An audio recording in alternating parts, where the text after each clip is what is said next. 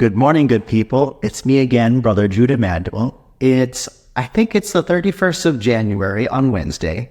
And I don't know if you're aware of this. If not, heads up. We have Ash Wednesday coming up in 2 weeks exactly on February 14th. Of course, on Wednesday as well. But can you believe it? In exactly 2 weeks, we're about to begin the season of penance, the season of prayer. Whoa, what happened to time, right? We're about to begin the season again, and we're going to enter into this penitential season now, getting ready for Easter. Now, Ash Wednesday always begins. I know we're 2 weeks ahead of time, but I want to spend with you a little bit of time, prayer, preparation, or reflection for Ash Wednesday. So I suppose for the next 2 weeks, I'll give you guys a little bit of a thought so that we can enter more fully into Lent and into Ash Wednesday. Have you ever wondered, why do we make the ashes out of the palms from last year's Palm Sunday?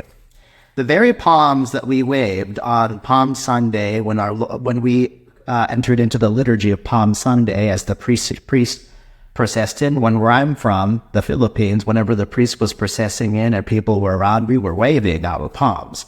Here in the United States, we have these measly things, can't really do much with it. But the idea is, we're just as the people were greeting Christ as he entered into Jerusalem, as they followed Christ, they were waving these palms.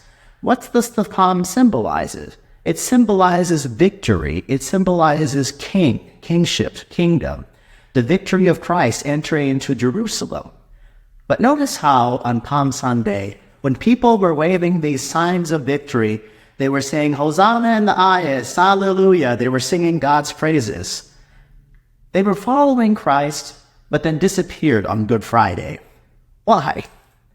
Because the idea of kingship, the idea of Christ, God and victory, their very idea of this grandeur kingship that the Christ was going to overcome and overthrow the powers and the oppressors out in a violent way, the way that they were hoping, and Christ instead went become crucified. Well, that was the Christ that they were following, and that was the victory they were anticipating for. The palms symbolize the false image that we have of Christ when we come following him. Oftentimes when we follow Christ, what are some of the images that we have, that we stick to, and we hold up? Is it truly Christ?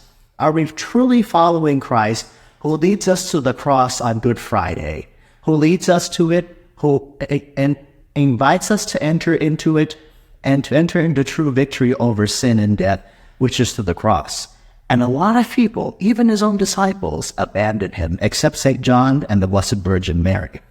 So we burn these palms because we burn these palms, these symbols of what we thought Christ to be, and we're ashamed of it, and we put it on our foreheads as a reminder of the images of this earthly victory that we were associating with Christ. We put to the ashes. We say, we're sorry, we're going to truly follow you to the cross. And just as in the Old Testament, when the kings and the prophets smeared ashes on their foreheads using palms, we too will also put to death all these worldly images of victory, of glory, and truly follow Christ himself. So this is why we actually burn the palms from Palm Sunday.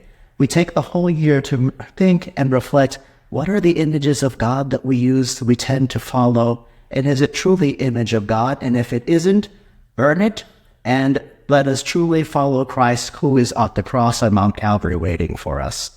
I hope this sets up a good 2 weeks for you to sit, reflect, and wonder, what are some images of God that I have, that I need to set aside, burn up, so that I can truly encounter God as he is, who is humble, who is kind, who is patient, but also who was wounded by our sinfulness and by our selfishness.